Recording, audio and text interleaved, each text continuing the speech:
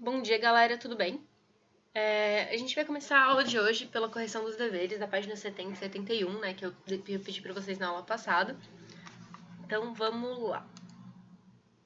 Opa, não é aqui, nem aqui, aqui. Então, página 70, na questão 1. Observe seguir a obra Retirantes, do Cândido Portinari. Quais elementos modernistas, sejam técnicos ou conceituais, podem ser percebidos nessa obra? Nessa obra do Portinari, ele está expondo o sofrimento dos imigrantes, que estão representados aqui nessa figura, né, como quase esqueléticos, com as expressões que estão transmitindo, acho que a gente pode perceber aqui, cara de fome, de angústia. E a gente consegue achar aqui na imagem 9 personagens, todos com essa forma cadavérica, né, muito magros. E a gente pode reconhecer 2 homens adultos e 2 mulheres também adultas e 5 crianças. O embate entre a ideia de sagrado e profano também é uma marca da obra do Portinari, que tem a estrutura familiar como a representação do primeiro, né, do sagrado, e a iminência da morte, em função dessas condições precárias de vida, né, como o profano.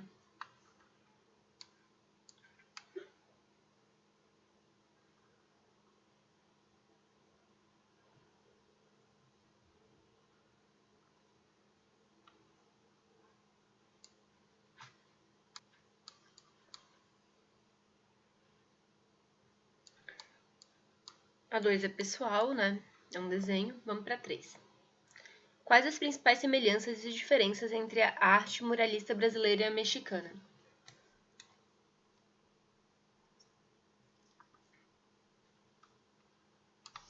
A gente pode citar como semelhança, né, que ambas essas formas de muralismo deixaram de ser feitas em telas, né? Elas são feitas na rua, nos muros. Então tem esse rompimento, né, com a pintura de telas e com esse meio restrito de circulação da obra de arte. Ela não circula mais só nas galerias e nos museus e nessas coleções particulares, né? Elas estão ao alcance da população. Todo mundo que está na rua, que está passando por aquele lugar, tem acesso a essa arte, independente da classe social. Mas uma característica do muralismo mexicano, né, é que ele teve um caráter revolucionário. Os artistas daquele país, né, do México, viam o muralismo como uma forma de luta contra a opressão. E aqui no Brasil, as pinturas de murais, elas tinham primeiro um caráter religioso, como aqueles forros que cobrem o teto das igrejas, e elas ficaram famosas, né? A gente pode dizer que ganharam apelo social nas obras do Di Cavalcanti e do Portinari, mas essas obras dele, na maioria, né, estão transitando pelas brasilidades, retratando os episódios históricos do Brasil, a admiração pelo povo, né? Então, enquanto as obras mexicanas, do muralismo mexicano tem esse caráter político e revolucionário, as obras do Brasil, né, de muralismo brasileiro, trazem mais essa questão das brasilidades e das coisas do nosso povo. Beleza? Vamos para 4. Em Deus e o Diabo na Terra do Sol, o diretor Glauber Rocha apresentou uma narrativa visual revolucionária que buscava relacionar a dinâmica da vida do povo brasileiro em seu cotidiano mais autêntico aos projetos de modernização do país realizado no governo de Juscelino Kubitschek. O filme foi uma das tentativas renovadoras da forma de compreender, aprender, ensinar e refletir sobre as expressões populares. A. Qual o propósito do questionamento social realizado pelos artistas do cinema novo? O cinema novo buscava um cinema de apelo popular, que pudesse discutir os problemas e as questões que eram ligadas à realidade nacional, e usar uma linguagem inspirada nos traços da cultura do Brasil. Então trazia imagens trazendo essa condição da cultura trazendo imagens que retratavam o subdesenvolvimento do país, né? Planos longos e retratando a realidade social brasileira. B. Relacione o cinema novo com um movimento tropicalista. O filme Deus e o Diabo na Terra do Sol, do Glauber Rocha, influenciou muito os fundadores do tropicalismo, né? em especial o Caetano Veloso, que via na obra, né, que via nesse filme, a realidade social brasileira, né, ocultada pelas classes políticas e da burguesia do país. Mas da mesma forma em que o cinema novo foi influenciado pelo tropicalismo, o tropicalismo também teve a influência do cinema novo. Tem o filme Macunaíma, né, do José Pedro de Andrade, que também é considerado uma obra do cinema tropicalista do Brasil.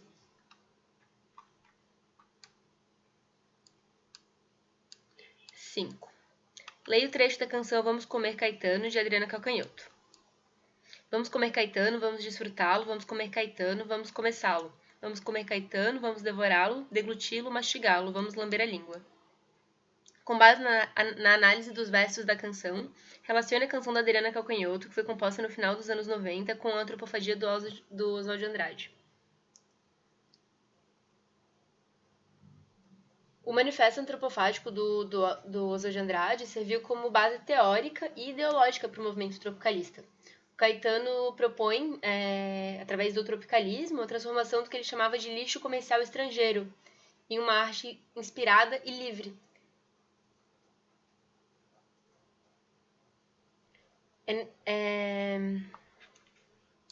A gente pode perceber que na canção, né, os verbos comer, deglutir, devorar, que estão fazendo referência à antropofagia tropicalista.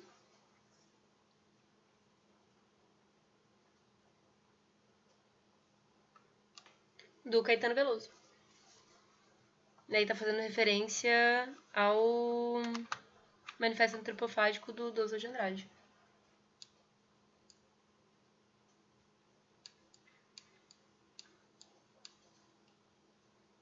Observe com atenção a imagem que abre o capítulo. Na imagem, o maestro Rogério Duprá aparece segurando um pinico. Qual é a relação dessa atitude com o Red Mage do Marcel Duchamp? Gente, eu não vou voltar lá na abertura do capítulo, né? Vocês podem ir acessar pela apostila de vocês. A imagem tá cheia de alegorias que são relativas ao movimento tropicalista, né? Tem as guitarras, que são símbolo de uma nova musicalidade, que estão ali na mão do Caetano. Tem a representação da migração nordestina nas roupas do Tom Zé. E essa imagem, né, que é bem conhecida, do maestro Rogério Duprá, com esse pinico na mão, né, como se fosse uma xícara, que está fazendo referência ao Red Mage do Duchamp.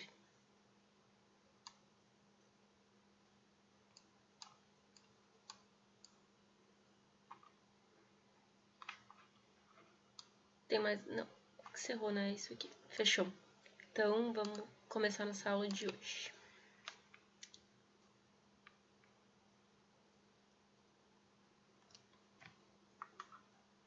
A gente está entrando agora no capítulo 9, né, de Malas Prontas. Então, a gente está falando de Nova York, em 1913, né, onde aconteceu um evento que foi muito importante nas artes visuais, que mudou o eixo cultural da Europa para os Estados Unidos, né? Teve a Exibição Internacional de Arte Moderna, ou Armory Show, que tinha o objetivo de exibir o que estava sendo produzido de melhor na arte moderna. E cerca de 90 mil pessoas assistiram a essa exposição, né? E pela primeira vez, a América estava tendo contato com esses artistas de vanguarda que antes estavam produzindo só na Europa. Hoje em dia, a obra desses artistas são em vários museus grandes aí espalhados pelo mundo, mas em 1913, né, essas obras ainda não eram muito conhecidas nos Estados Unidos. Então, um acervo formado por cerca de 1.400 obras de vários artistas, como o Braque, o Cassat, o Cézanne, Degas, Matisse, Duchamp, foram expostas nessa exibição de arte moderna. E muitas dessas obras provocaram polêmica, como esse quadro que está aqui na imagem. Eu esqueci de botar a referência embaixo, gente, me perdoem, mas é um quadro do Matisse, né, do Henri Matisse, que chama Blue Nude, que foi pintado em 1907, né, Esse quadro foi bem polêmico na época. É um nu lateral, que já era tradicional na arte americana, mas a representação dele está sendo feita de uma forma distorcida, com cores que não eram muito usadas, né, na pintura de mulheres, e o traçado da pintura, né, assim, do corpo dela chega a ser quase infantil. Então, isso foi chamado assim de uma rebelião na arte, né, para alguns críticos que também consideravam essa arte escandalosa. E isso foi considerado um marco da arte moderna nos Estados Unidos, né, que como eu já falei, vou frisar de novo porque isso é bem importante, teve essa mudança do eixo cultural da Europa para os Estados Unidos.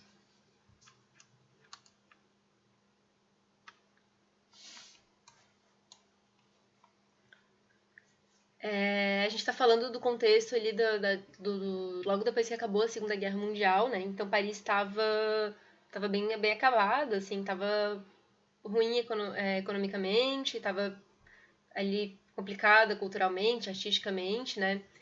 E a vitória dos Estados Unidos, onde não teve ataque no território, né? Os Estados Unidos não sofreu ataques no seu território, como aconteceu em Paris, fez com que ele estivesse vivendo um tempo ali de progresso em todos os campos.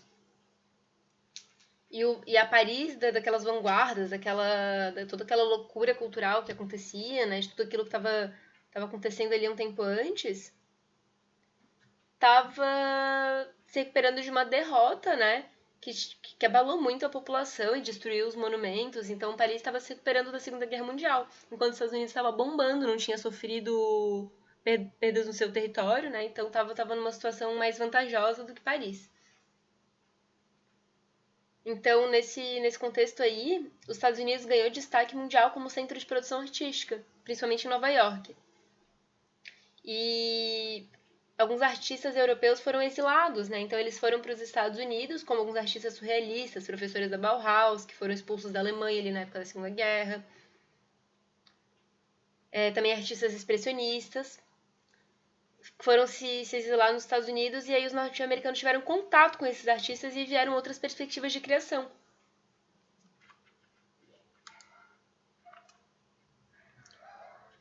Esse cara aqui é o Pollock. É um artista americano, né? Ele viveu de 1912 a 1956 e ele teve influências bem fortes do surrealismo. E ele desenvolveu uma técnica de pintura, dripping, que é tipo um gotejamento. Ele escorria traços e pingos de tinta nas telas que ficavam no chão, que nem tá aqui na imagem, ó. Ele pintava dessa forma.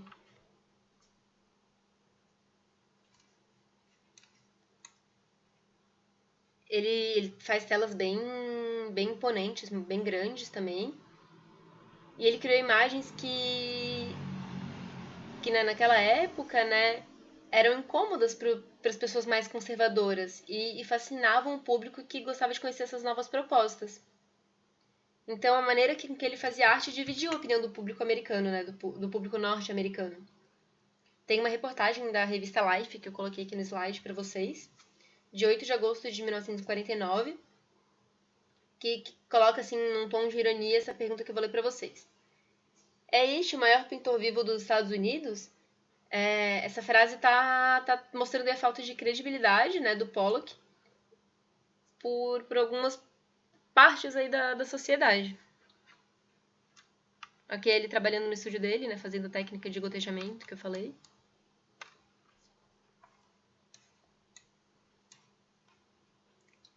E o Pollock trouxe um movimento que foi chamado de expressionismo abstrato, né? Ele é uma das ramificações do abstracionismo, que surgiu no início do século XX e foi se desenvolvendo de vários modos diferentes pelo mundo. E nos Estados Unidos, esse estilo foi usado, né, por grandes artistas que faziam uma arte gestual. Então, o processo de criação das pinturas também era uma performance. Eles não era só o resultado, né, mas o processo também fazia parte. Era tipo uma performance artística, onde a pintura se tornava um registro do gesto espontâneo dos autores. E nas imagens do Pollock,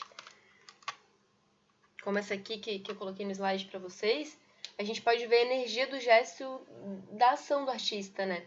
A gente pode perceber os gotejamentos que ele fez em trajetórias que são os movimentos dele sobre a tela, que ele foi se movimentando ali enquanto ele pintava. O nome dessa técnica é One, e foi feito nos 3 primeiros anos, né, que ele começou a usar essa técnica de dripping. E essa obra hoje é tida como uma obra-prima do expressionismo abstrato. Eu sempre me enrolo para falar expressionismo. E tá no MoMA, que é o Museu de Arte Moderna de Nova York. Essa obra é bem grande, ela tem mais de 5 metros de largura por 2,5 metros de altura. E é um clássico das obras do Pollock, né, que está demonstrando força. É uma obra muito forte e a gente percebe que a composição parece até ser aleatória.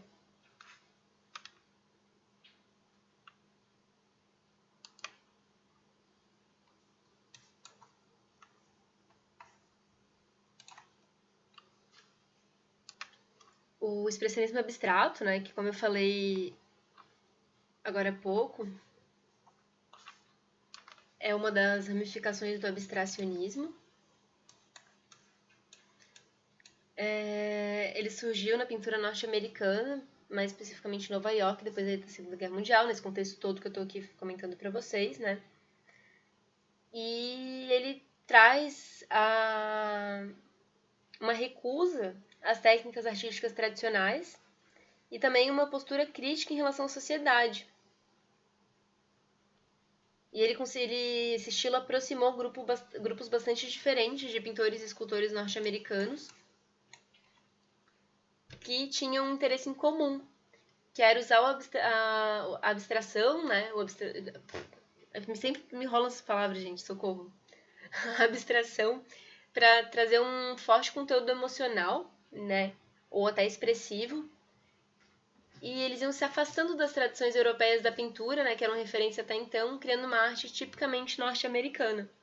Né? Esse movimento estava acontecendo nos Estados Unidos também. Nas últimas aulas eu estava falando ali do modernismo no Brasil, né, que buscava uma arte tipicamente brasileira. Aqui no expressionismo abstrato eles estão trazendo uma arte tipicamente americana.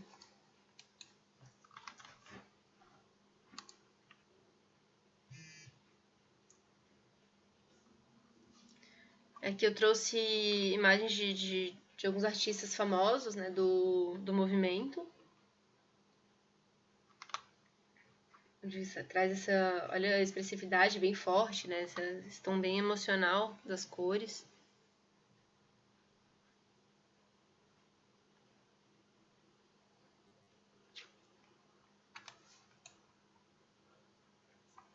E esse movimento tem uma característica que é bem marcante, né? Que é de criar obras em grande escala, que nem eu mostrei ali aquela obra do Pollock gigantesca. Então, eles rompem com aqueles processos tradicionais, né? Como o uso do cavalete, eles param de usar o cavalete, né? E começam a usar materiais técnicos que não são tão convencionais.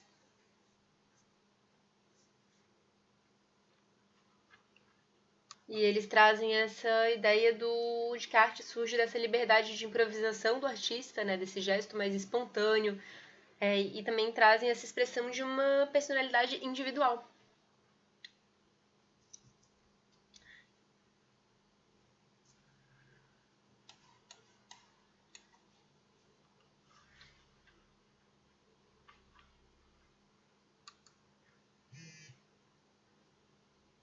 Agora eu vou falar do Cunningham, que foi um dos precursores da dança contemporânea.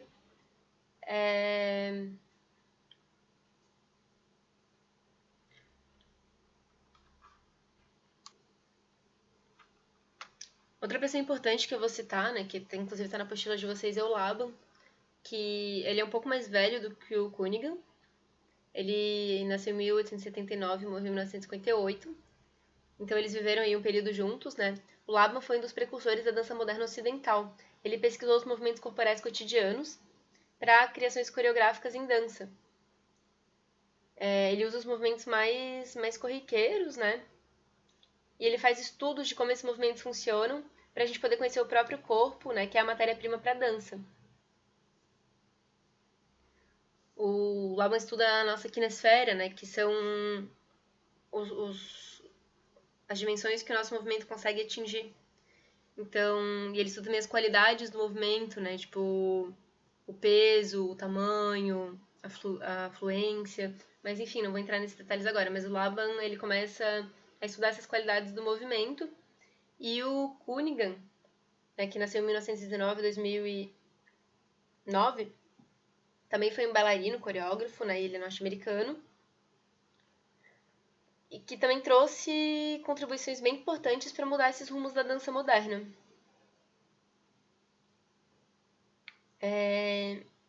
Algumas características marcantes da dança dele, né, é o caráter experimental.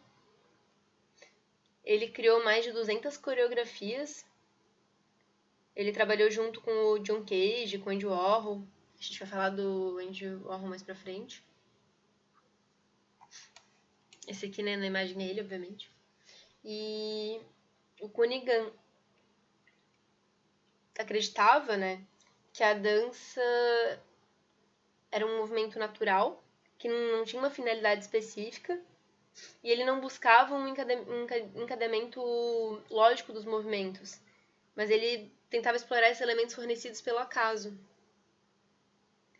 Então, ele indicava para os bailarinos dele as direções do deslocamento e os tempos das paradas. E essa formulação coreográfica que ele fazia era chamada de event,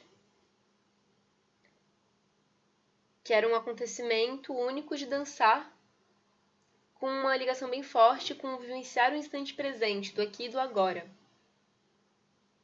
Então ele trabalhava muito com essa ideia do acaso, né, desses movimentos que surgem do acaso.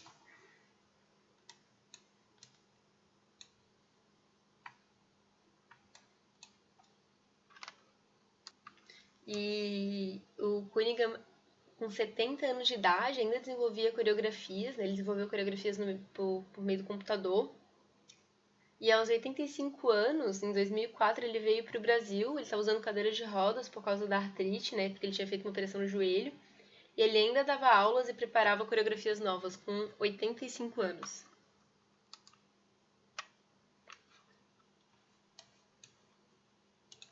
E agora a gente vai falar um pouquinho do Artaud. O teatro do Artaud. É um francês, né, que viveu de 1896 a 1948. Ele é um dos principais poetas dramaturgos do modernismo e ele teve muita ligação com o surrealismo também. A poesia do Artaud tinha características delirantes, né, e o comportamento dele também não era muito socialmente aceito. Ele era considerado maluco, louco, e ele foi internado várias vezes em manicômios. Essa imagem aqui é da obra dele, O Teatro e o Seu Duplo. E é um dos principais... O Artaud, né, é um dos principais...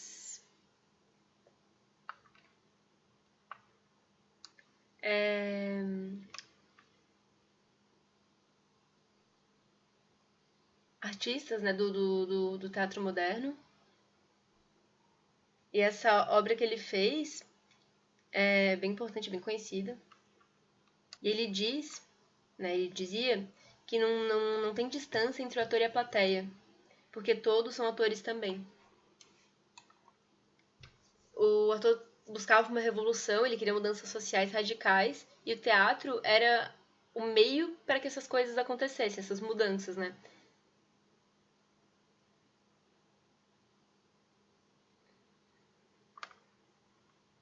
Alguns nomes que ele dava pro teatro que ele fazia era teatro metafísico, teatro alquímico, teatro da crueldade. Assim, ele tentava definir os projetos dele, né? Mas ele não chamava o que ele fazia de teatro político. E a ideia de um teatro da crueldade foi trazida pelo autor para descrever uma forma de teatro onde ele buscava desencadear respostas inconscientes no público, nos artistas, que geralmente eram inacessíveis. Ele não usava textos clássicos e formas literárias, né, no teatro. E ele queria que o público encontrasse no teatro uma realização dos piores medos e pesadelos, né, mais profundos, e não uma fuga do mundo.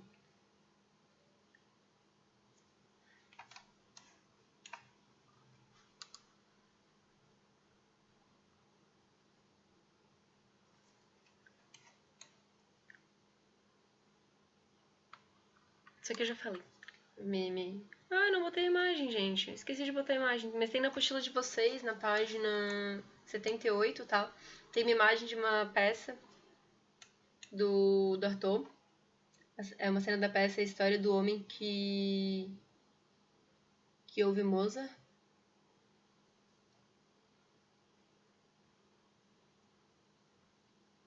E da moça do lado que escuta o homem.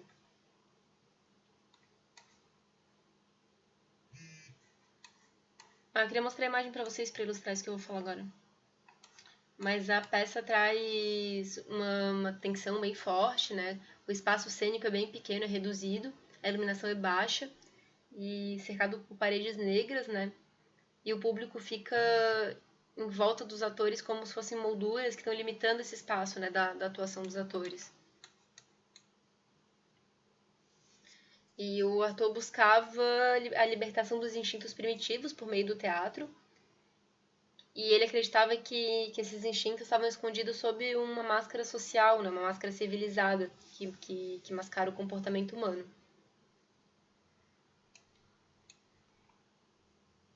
Ele buscava um teatro que rejeitasse essa interpretação racional. Ele valorizava os impulsos irracionais, né? Que podiam ser estimulados por dor e sofrimento.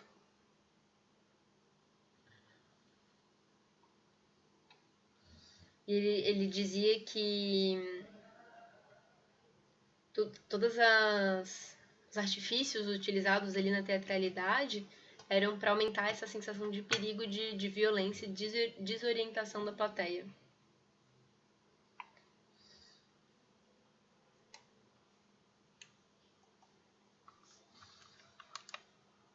Eu deixo aqui uma sugestão, galerinha, para vocês assistirem do filme do Pollock, né, que fala sobre ele. Caso alguém tenha ficado interessado em saber um pouquinho mais. E vocês ficam com os deveres da página 79, tá? Pra semana que vem. Daí a gente corrige na aula que nem eu fiz hoje. E é isso, galera. Um beijo pra vocês. Boa semana. Qualquer dúvida, me procurem. Tô à disposição. Tchau, tchau.